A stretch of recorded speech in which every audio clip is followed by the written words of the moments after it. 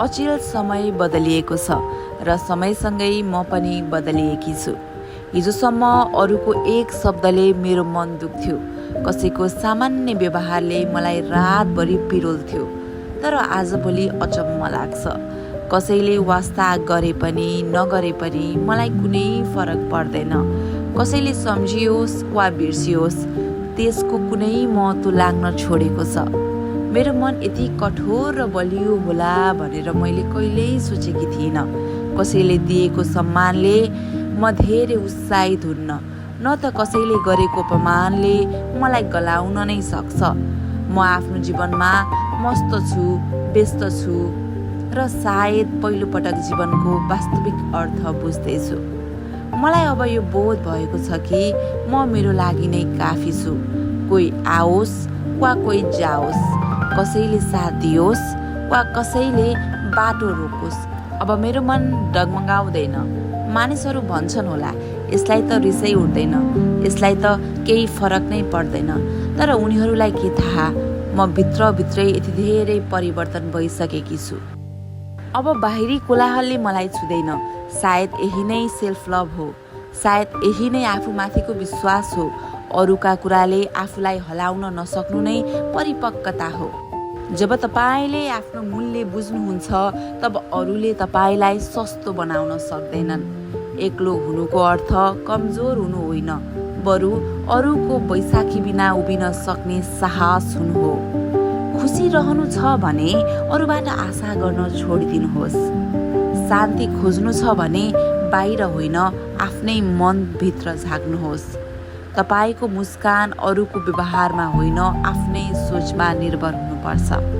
मानिसहरूले त भगवानलाई पनि आलोचना गर्छन्, तपाईँ र म त सामान्य मान्छे हौँ। मौनता सबैभन्दा ठुलो जवाफ हो, जहाँ शब्दहरू बेकार हुन्छन्। आफैलाई प्रेम गर्नुहोस्, किनकि तपाईँ आफूसँग जीवनभर रहने एक मात्र व्यक्ति हुनुहुन्छ। सफलता त्यो होइन जो दुनियाँले देख्छ, सफलता त त्यो हो जुन तपाईँले महसुस गर्नुहुन्छ। भिडमा हिँड्नु सजिलो छ, तर एक्लै हिँड्नका लागि कडा चरित्र चाहिन्छ। विगतलाई सम्झेर रुनुभन्दा वर्तमानलाई सजाएर हाँस्नु उत्तम हो। अरूले तपाईँको बारेमा के सोच्छन् त्यो तपाईँको टाउको दुखाएको विषय होइन। आफूलाई यति व्यस्त राख्नुहोस् कि अरूको कुरा काट्ने फुर्सद नै नहोस्। जीवन एक ऐना जस्तै हो, तपाईँ हाँस्नुभयो भने यसले पनि हाँसेरै जवाफ दिन्छ। कठिन समयले नै मान्छेलाई बलियो बनाउँछ। जो जान चाहन्छ उसलाई बाटो छोडिदिनुहोस्, ढोका ढकढक्याउनतिर नलाग्नुहोस्। कसैको अप्सन होइन, कसैको प्राथमिकता बन्नुहोस्। आत्मसम्मान गुमाएर पाएको प्रेमको कुनै अर्थ हुँदैन। संसार जित्नुभन्दा पहिला आफ्नै मनलाई जित्नुहोस्। तपाईँको खुसीको साँचो अरूको हातमा कहिल्यै नदिनुहोस्। आफ्नो कमजोरी कसैलाई नभन्नुहोस्, मानिसहरू त्यही प्रहार गर्छन्। धेरै सोच्नु बन्द गर्नुहोस्, जे हुनु छ त्यो भएरै छुट्छ। माफी दिनुहोस्, तर फेरि कहिले भरोसा नगर्नुहोस्। समयले सबै घाउहरू निको पार्छ। आफ्नो तुलना अरूसँग नगर्नुहोस्। चन्द्रमा र सूर्य दुवै आफ्नै समयमा चम्किन्छन्। बोल्नुभन्दा पहिला सुन्न सिक्नुहोस्। हरेक कुरामा प्रतिक्रिया दिन आवश्यक छैन। मान्छे बदलिन्छन्, मौसम जस्तै। यो स्वीकार्नु नै बुद्धिमानी हो। नकारात्मक मानिसहरूबाट टाढा रहनु नै मानसिक शान्तिको उपाय हो। आफूलाई कसैको अगाडि प्रमाणित गरिरहनु पर्दैन। हिजोको गल्तीबाट सिक्नुहोस् र आजलाई राम्रो बनाउनुहोस्। साना कुरामा रमाउन सिक्नुहोस्।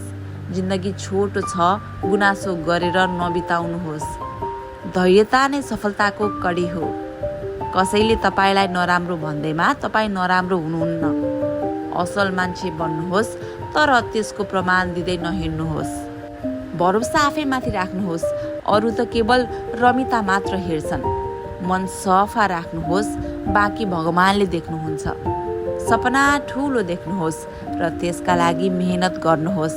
आँसुले कसैको मन पगाल्दैन, त्यसैले हाँस्न सिक्नुहोस्।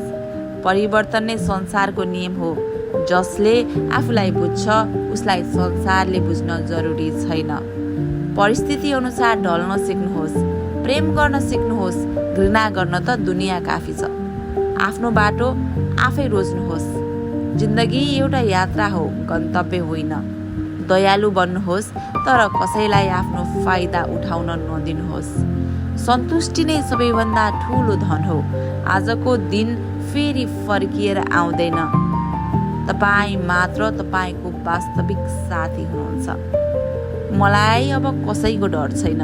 म आफ्नो संसारमा आफै राजा हुँ। कसैको उपस्थिति र अनुपस्थितिले मेरो जीवनको लय बिगार्न सक्दैन। मैले यो बुझेकी छु कि संसार एउटा रङ्गमञ्च हो र म आफ्नो भूमिका उत्कृष्ट ढङ्गले निभाइरहेकी छु।